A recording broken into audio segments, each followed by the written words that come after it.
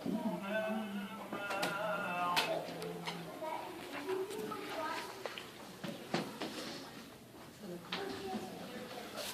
I made a mistake. Before I begin, let me introduce myself. I'm Nabeel Habib. My mother and father are Asin and Fair Habib. My mom is here today. My dad is traveling.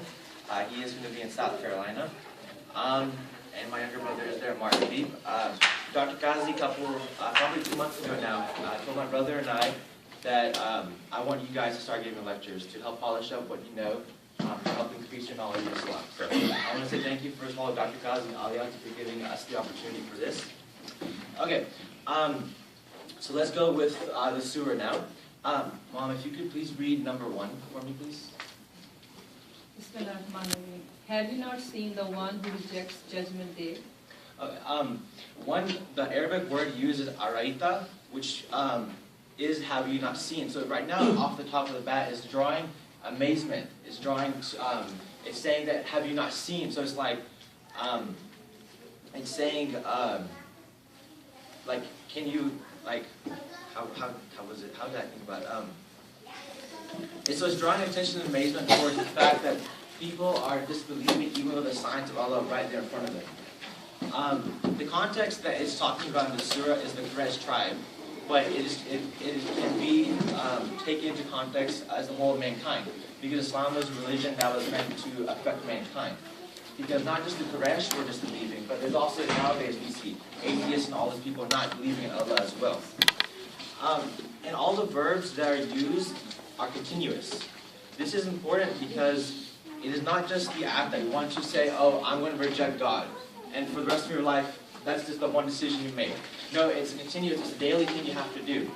Yeah, every day you have to be like, I don't believe in God. He gives you air. I don't believe in God. He gives you food. I don't believe in God. He gives you a roof. I don't believe in God. It's an everyday type of thing, so it's continuous. Kind of like, here's an example. I'm guilty of, I'm sure some people might be. As a kid, you know, you might tell a little lie. Like, your mom might say, did you eat a cookie? No, I didn't. So then throughout the rest of the day, you have to keep saying, I did not eat the cookie. So in that kind of way, so I know it's like a funny little example, but it's an example that you could translate to this continuous use of verbs. And the verbs are yahudu and yukhadibu.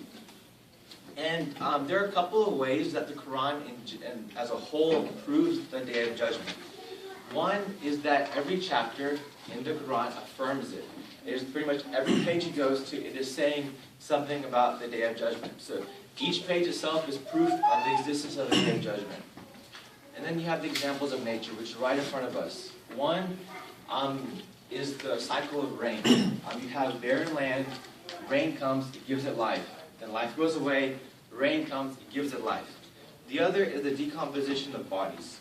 And also just the creation of life itself in general is a miracle that pretty much, you know how, if you learn how to ride a bike, is it safe to say if you had forgotten to learn how to ride a bike again, that the second time you learn how to do it, it should be a little bit easier for you? So I know this is a human example, but if you want to, I guess, stretch it up to Allah, He creates life once. So of course the second time will be easier for Him.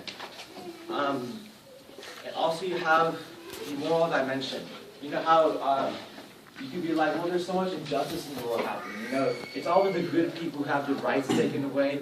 It's always the good people who are oppressed. It's always the tyrants who are like, who have all the power. When they die, they typically die in power, right? But this itself should be an example and a sign of the Day of Judgment. Just because Allah is letting the injustice happen, it's because there is a Day of Judgment. There is a day when everything will come together, when Allah will say, this is how you treated my mankind, this is the punishment you received. So in that itself, that's the moral dimension of it. And also, believing in the Day of Judgment is one of the 6 pillars of Iman. And the 6 pillars are belief in Allah, belief in the angels, belief in the books, belief in the prophets, belief in the resurrection and in the event of Qiyamah, or the Day of Judgment, and belief in the predestination of Allah that He has for all of us.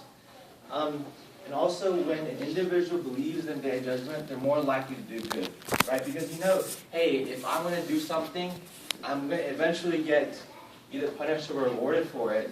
So why would you, take the chance of doing something to get something bad upon yourself? If Amar, if you could read number 2 for me, please. Bismillahirrahmanirrahim. That is the very one who repels the orphan. I think 2 lectures ago I gave a hadith, and in the hadith it was in reference to magic being done upon the Prophet Muhammad sallallahu alaihi wasallam. But in the hadith it did quote that oppressing an orphan or taking the rights away of an orphan is one of the major sins. And so it has been said that whoever rejects the judgment also automatically rejects an orphan because they're linked together. Rejecting orphans isn't just, physical push. You might say like, oh, if an orphan comes to you, you might not necessarily shove them, but you could be like, oh, go back to your parents. You're kind of like making fun that they don't have the parents to go back to. So it can be also an emotional type of repelling.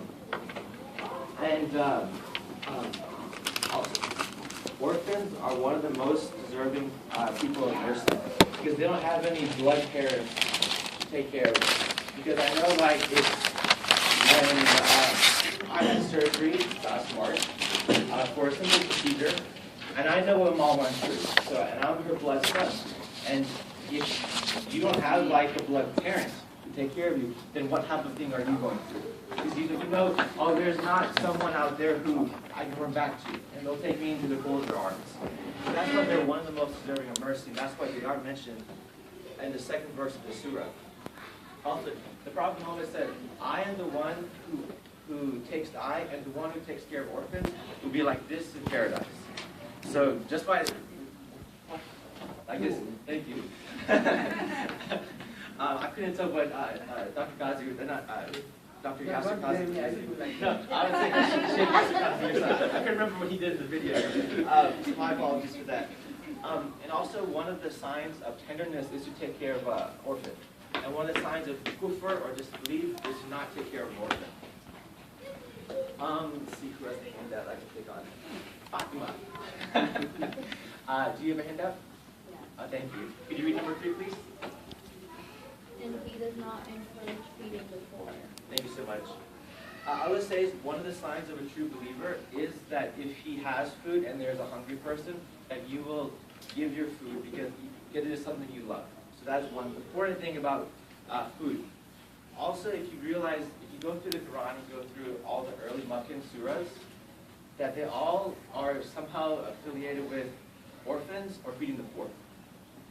Another thing is that in this, it is saying he does not encourage. Not that he doesn't, but he does not encourage.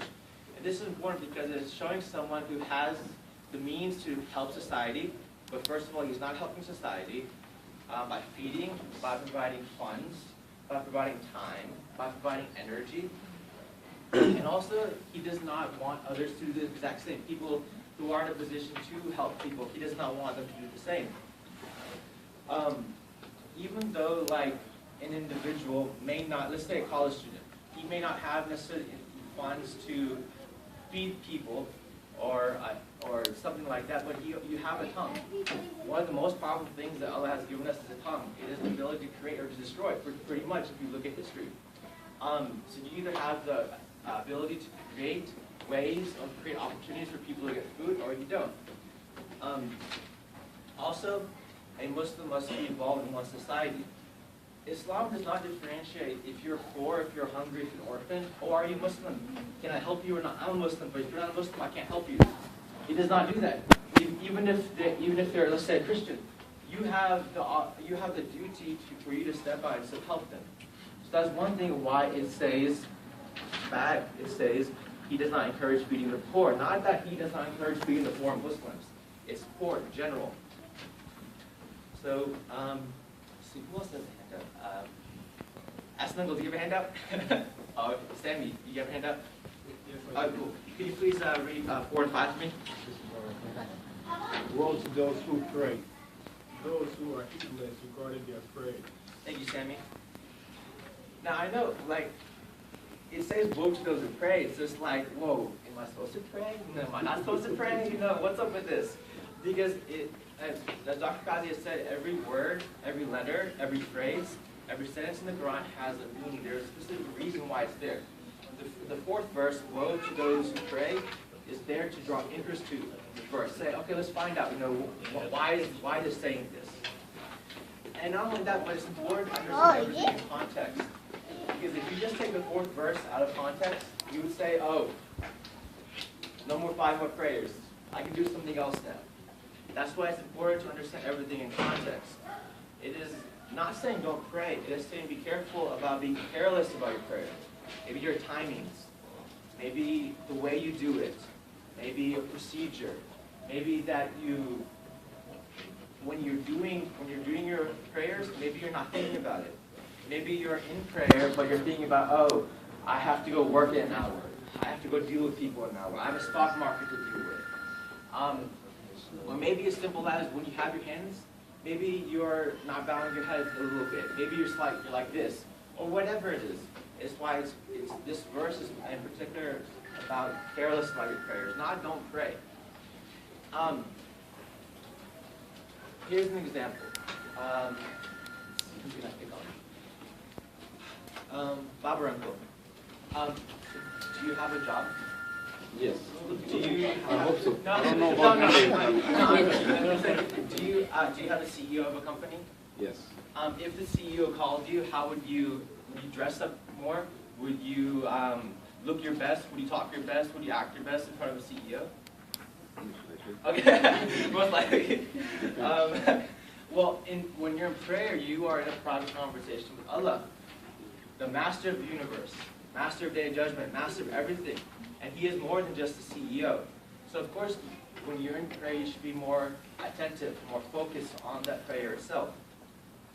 And when you aren't, it is a sign of disrespect to Allah, because he deserves the most respect. And if you aren't paying attention, it's also showing a lack of humility, because you are saying that there's something else out there right now that's more important. I'm going to paraphrase something real quick, that Yasakazi said. He said, Allah will send his blessings even on someone who performs his prayers imperfectly. Maybe you don't get the 100 out of 100 on prayer. Maybe you get 90 out of 100. But Allah is still going to bless you. Why? Because you did 90 out of 100. That's passive, right? So, and the point of that quote that Yasukali said was, imagine if one who does not pray, what is he missing out on? So Ali, do you have the hand up? Oh, cool. Could you read number 6 one, please? Those who intend to show off. Thank you. Prophet Muhammad, he called this a minor shirk. One of his followers asked him, what is like an example of minor shirk? He said maybe it's someone who is in prayer, but he knows there's someone maybe walking by or seeing him. So what does this person do? Maybe makes it a little bit longer, maybe recites a little bit better, say something more fancy, or does something to kind of say, hey, look, check me out, look what I'm doing. In fact, this showing off is one of the things, one of the greatest concerns that Prophet had for his entire ummah. Was, I'm not worried about you guys going back to praying to idols. I'm not worried about anything else. I'm just worried that you guys will lose sight of what is really the right thing to do. That you might say, hey, I need to impress people more right now. Perfect example, fundraisers. You have like someone's, maybe the masjid says, hey, we need $10,000. Is there a brother or sister out there who would like to, donate $5,000? And you're like, I should do this because I have money and I look good in front of people. People come praise me and stuff like that. I'll do it. I got you, brother. I got you. That's probably the first example that you can see. Also, good deeds. Like maybe you're walking and you see an older, a seasoned person walking behind you, and and you're going to open the door for them, but you're going to do it because you want to hear the words "thank you" or that you're such a great person, like that. And if someone does something for the sake of Allah, but also decides to do the same thing for the sake of the individual, Allah does not need that. He's just going to write back out and say, "Hey, you can keep this. I don't need this." So you pretty much wasted your time and energy with that. A sign of people who don't believe in a day of judgment are that they aren't truly sincere in their deeds. Because if you think about this, if an individual does not believe in the day of judgment, then there is no real reason for them to do good deeds. So the only real reason is to show off to other people. I just happened to think about that. So there's a difference between getting praise afterwards and doing it for praise. One of the Sahaba, the Prophet, asked him, I did a good deed, and someone, said, that's really good of you, I'm glad you did it. Is that right or I felt good about it, is that right or wrong? And the Prophet said, well, your intention was to do the deed. Your intention was never to get the praise for it. It's all right. Also, when someone does the praise to you, it is confirmation from Allah saying that, good job, I'm proud of you. Because the feeling of good is linked, as long as it is linked to Allah, for not showing. The feeling of good linked to Allah is not showing off because you know that Allah gave you the means to do it in the first place. So like, go back to the example of masjid needing $10,000. You have the means to give 5. And you give 5 because, and when someone gives you the praise, you're humble about it. Saying, you could say, someone is thank you, you could say you're welcome, but in your heart, you know that it is Allah who gave me the means for this. I couldn't do this without Him. So, if you, the happiness you receive from praise, as long as you're humble, it is lawful. Otherwise, it is haram.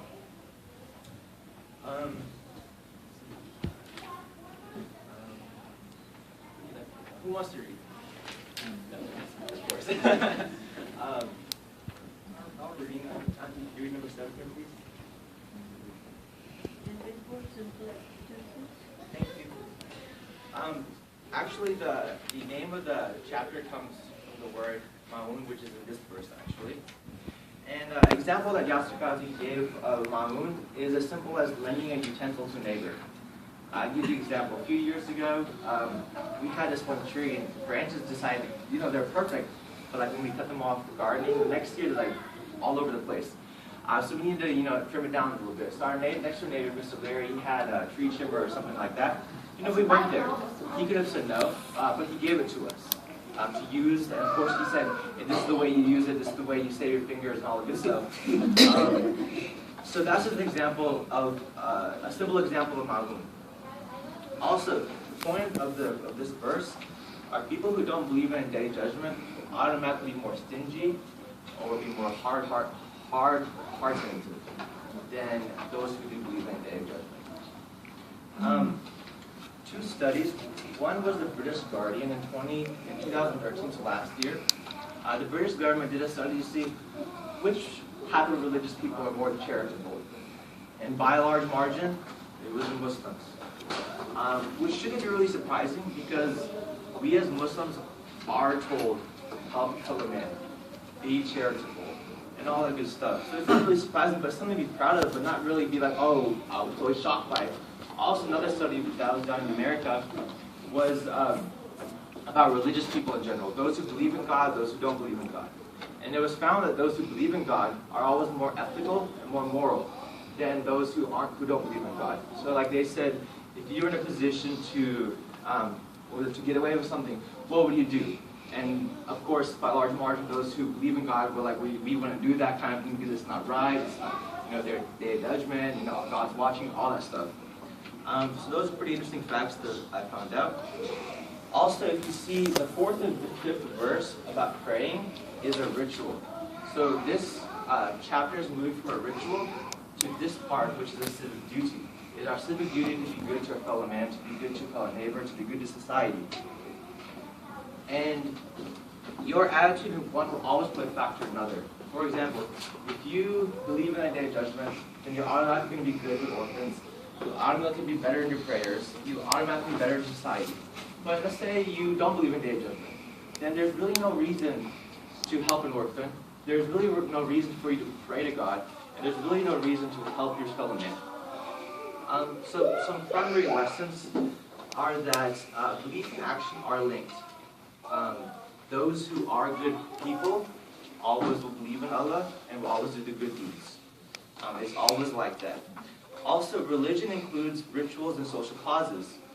This entire chapter went from theology, which is the Day of Judgment, to social causes, which is helping the orphans and feeding the poor, to rituals, which is prayer, and civic duties, helping your neighbors in society. Being hard-hearted is a sign of disbelief. Simplest point is that prayer is a pillar of religion. Example is that this was revealed in early Makkah. But prayer did not become mandatory until 3 years before the Prophet migrated from Makkah to Medina. So it's talking about prayer already. It's showing that prayer is the backbone of Islam. That it is one of the most fundamental, most essential things that we have as Muslims. And the last thing I'll end with is that sincerity is needed in all actions. Otherwise, we're just wasting your time. Thank you.